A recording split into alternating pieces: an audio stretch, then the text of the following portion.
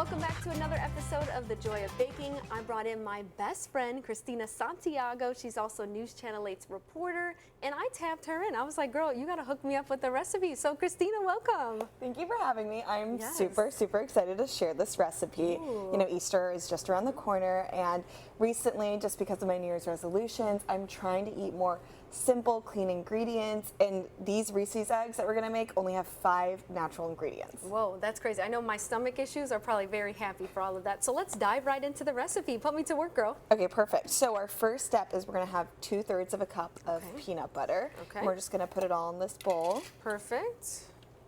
Well, good. It looks like it finally kind of melted a little bit for us. Remember last time when we were making this, the finished product, it was all kind of a little bit tough. So I really like this peanut butter because it's all natural. I think it's just easier to digest, easier to digest. No, definitely. There's no added sugar or anything like that. So everything that you're eating in this recipe is just natural sugar, natural everything, which is kind of the way you want to go. Especially, I know with Lent for me, I'm trying to eat sugar-free for sure. Yes, you know I gave up desserts entirely, so we're kind of breaking this a little bit, but that's okay. And this is work related, right? So that doesn't count? Well, it's kind of like a cheat code. There's no processed sugar in this. Right, so this doesn't count at all. All right, so we've got our 2/3. And then we're gonna have 1 tablespoon of honey. And then the other option is also you could do a tablespoon of maple syrup. So perfect. Whatever anybody prefers for this type of recipe. Okay, well I know easy enough. Likely we have some of these ingredients already in our pantry, so I know that helped. If you can hand me the knife there. Of course. My honey is a little stuck, but we'll take this out. And I wonder what it would taste like, because we've tried it with the honey. I wonder what it would taste like with the syrup. You know, does it depend on the sweetness? Will that change at all? I feel like maybe make it a bit sweeter. A little sweeter? Maple syrup reminds me of pancakes. Oh, now you got me hungry for pancakes. I know. All right. I always feel like Buddy the Elf. I'm always filling up my pancakes of maple syrup at the brim.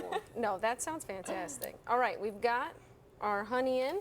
And then we're gonna do either 2 to 3 tablespoons of almond flour. Okay. So this kind of depends. I would start off with 2 tablespoons, but if you don't see that it's mixing too well, that's when you want to add that 3rd scoop. Okay. So what we're going to do, since we're down to a minute, what we would do is we would mix this up and we would create our eggs, right? And then we'd chill it in the freezer. Okay, so say we do that, now we've got our eggs.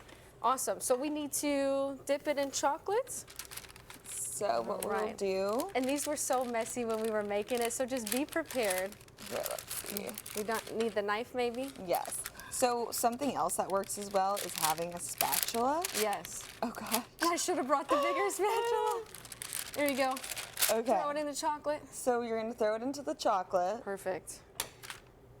And you're just going to coat coat it back, and what you can do is coat it, and it'll still be, you can still form it in an egg-shaped form. Perfect. All right, we got to try this out, Cristina. Here you go. We're going to chill that again for about 20 minutes. What you do is you cut off the chocolate edges. All right, ready? Go ahead and grab me one. We got 2 seconds. Okay. You can find this recipe at ktul.com. Yummy.